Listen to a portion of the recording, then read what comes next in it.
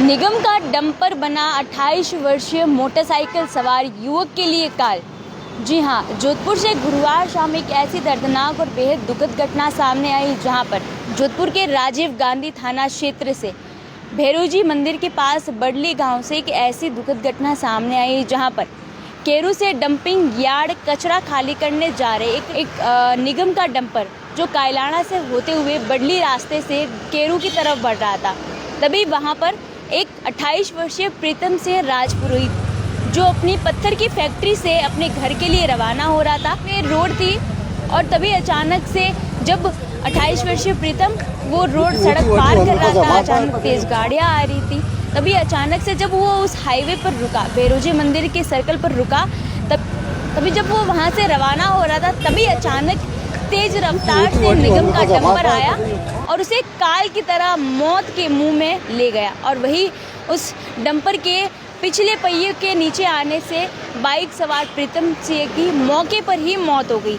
तो देखिए किस तरीके से बड़े बड़े डंपर चालक जो है उनके इस लापरवाही से मासूम लोग वो अपने जाने गंवा रहे हैं। और देखिए किस तरीके से जब परिजनों को, आसपास के लोगों को इस सूचना, इस घटना की जानकारी मिली, तभी कल रात से ये हाईवे को पूरा जाम कर दिया गया।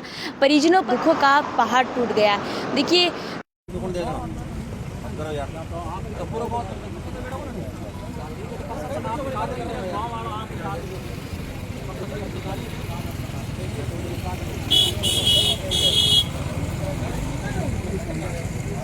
वीडियोस में आप देख ही चुके होंगे कि किस तरीके से हाईवे जाम कर दिया गया है। पूरे परिवार में मातम पसरा गया क्योंकि परिवार का छोटा बेटा 28 वर्षीय प्रीतम सिंह जो सुबह घर से काम के लिए रवाना हुआ था, लेकिन उसे क्या पता था कि उसका ये सफ़र अंतिम सफ़र बनकर रह जाएगा।